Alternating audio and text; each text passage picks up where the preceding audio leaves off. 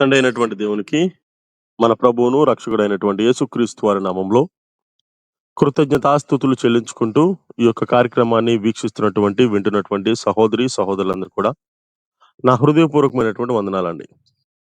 నిన్నటి దినమున మనం ఈ తూర్పు దేశపు జ్ఞానులు ఏ సంతతి వారు అనే విషయాన్ని మనం ధ్యానించుకున్నాము. వీరు ఏ సంతతి వారు అంటే అబ్రహాము సంతతి వారు అని, అబ్రహాముకును, కెతూరకు జన్మించినటువంటి సంతానమని, అబ్రహాము వీరిని తూర్పు దేశమునకు వీరిని పంపించినట్టుగా, బహుమానములిచ్చి తన కుమారుడైనటువంటి ఇస్సాకు నుండి దూరంగా పంపించినట్టుగా మనకి గ్రంథమందు నిన్న తెలుసుకునే ప్రయత్నం చేశాం. ఇప్పుడు వీరు తూర్పు దేశానికి వెళ్ళారు. తూర్పు దేశంలో నివాసం చేస్తా ఉన్నారు.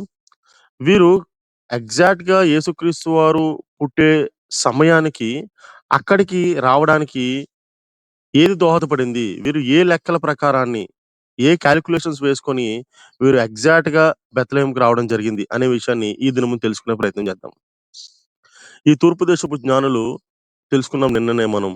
వీరు మోడర్న్ డేస్‌లో ఇరాన్, ఇరాక్, అరేబియన్ ల్యాండ్స్ అయినటువంటి యమన్, అరేబియా ఈ ప్రాంతంలో నివాసం ఉంటున్నటువంటి ఈ జ్ఞానులు దానియేలు గ్రంథపు కాలంలోకి మనం వెళ్ళగలిగితే వీరు బబులోను పరిసర ప్రాంతాల్లో నివసించినటువంటి వారుగా మనకు కనబడతా ఉంది.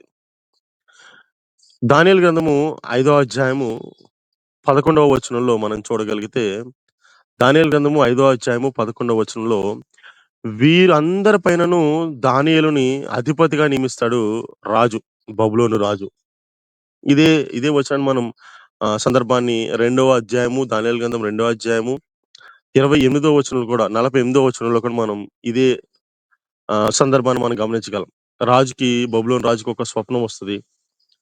ఆ యొక్క కళని వివరించుటకు, దాని దాన్ని వివరించుటకు ఎవరికీ కూడా అంత జ్ఞానం లేనప్పుడు బబులోను రాజుకు దానియేలు అది వివరించి చెప్పడంతో ఆ బబులోను రాజు దానియేలును అక్కడ ఉన్నటువంటి జ్ఞానుల పైనను, జ్యోతిష్యుల పైనను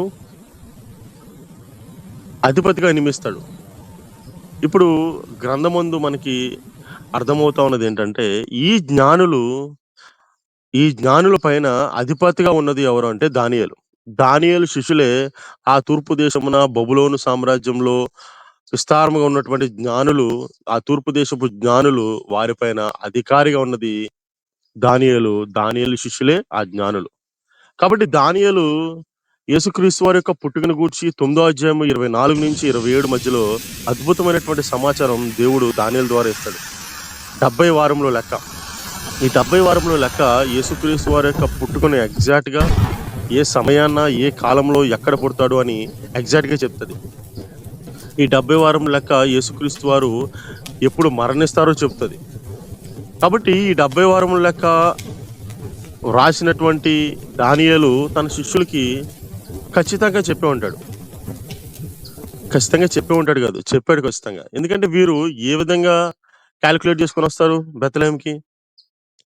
బెత్లెహేమ్‌కి ఎందుకు వచ్చారు అంటే, మేక 5:2 ప్రకారంగా బెత్లెహేమ్‌లోనే పుడతాడు అనేది ప్రవచనం. మీకా దానియేలు కన్నా 200 సంవత్సరాలు ముందున్నవాడు. కాబట్టి దానియేలు తన శిష్యులైనటువంటి ఈ జ్ఞానులకి, ఆ సామ్రాజ్యపు జ్ఞానులకి ఏ సమయాన పుడతాడు, ఏ ప్రాంతంలో పుడతాడని కూడా ఖచ్చితంగా చెప్పాడు. చెప్పిన దాని ప్రకారమే కాలము పరిపూర్ణమైనప్పుడు, కాలము సమీపించినప్పుడు ఆ లెక్కను పూర్తవుతున్న సమయాన ఉన్నటువంటి గుర్తును పట్టుకొని, ఏంటి ఆ గుర్తు అంటే నక్షత్రము. ఆ గుర్తును పట్టుకొని వారు ఎగ్జాక్ట్‌గా ఆ యొక్క బెత్లెహేమ్‌కి రావడం జరిగింది. ఇంతకీ 70 వారంలో లెక్క విన్నారు, కాలిక్యులేట్ చేసుకున్నారు. కాలం పరిపూర్ణమైంది, వచ్చారు. ఎక్కడ పుడతారు? మీకా గ్రంథాన్ని దానియేలుకు తెలుసు. దానియేలు తన శిష్యులకి చెప్పాడు. కాబట్టి బెత్లెహేమ్‌లో పుడతాడనే విషయం కూడా జ్ఞానులకు తెలుసు. తన పితరుడైనటువంటి అబ్రాహాముకు వాగ్దానం చేశాడు, ప్రమాణం చేశాడు. నీ సంతానము ద్వారా సమస్త భూజనులు కూడా ఆశీర్వదించబడతారు అని వాగ్దానం ఇచ్చాడు. కాబట్టి ఆ ప్రమాణము తెలుసు. ఇవన్నీ తెలిసిన వీరు ఏ ఏ దిక్సూచన బెత్లెహేమ్‌కి వెళ్ళడం జరిగింది. కరెక్ట్‌గా దానికి సూచన ఏంటి అంటే నక్షత్రము. ఏమిటి ఆ నక్షత్రము? ఆ నక్షత్రం అంత ప్రాముఖ్యత ఏంటి ఆ నక్షత్రానికి? అది ఎలా దారి చూపింది? ఎలా వారిని బెత్లెహేముకు తీసుకెళ్ళింది? అనే విషయాన్ని మనం రేపటి వీడియోలో తెలుసుకుందాం. ఈరోజు మనం తెలుసుకున్నది ఏంటంటే, ఈ దానియేలు గ్రంథంలో జ్ఞానులుగా పిలువబడుతున్న వారు ఈ తూర్పు దేశపు జ్ఞానులే. ఆ జ్ఞానులు పైన దానియేలు అధిపతిగా ఉన్నాడు. దానియేలు జీవించినటువంటి ఆ కాలంలో దేవుడు తనకిచ్చినటువంటి దర్శనంలో ఇచ్చినటువంటి యేసుక్రీస్తు వారి పుట్టుకను గూర్చినటువంటి 70 వారంలో లెక్క, యేసుక్రీస్తు వారి మరణాన్ని గూర్చినటువంటి ఆ లెక్క తన తన శిష్యులైనటువంటి ఆ జ్ఞానులకి దావీదు వివరించాడు. స్వతహాగా పితరుడైనటువంటి అబ్రాహాం సంతానము గాబట్టి వారు దాన్ని ఈజీగా యాక్సెప్ట్ జేశారు. ఆ స్క్రిప్చర్స్‌ని దాచుకున్నారు. ఆ స్క్రిప్చర్స్‌ని ఫాలో అవుతూ అది కాలము పరిపూర్ణమైనప్పుడు వారు బెత్లెహేముకు సూచనలు పట్టుకొని నక్షత్రాన్ని ఫాలో అవుతూ రావడం జరిగింది. ఏమిటా నక్షత్రము? అది వారికెలా దారి చూపిందనే విషయాన్ని రేపటి వీడియోలో మనం తెలుసుకునే ప్రయత్నం చేద్దాము. శ్రద్ధగా విన్న మీ అందరికి కూడా ప్రభు నామంలో వందనములండి.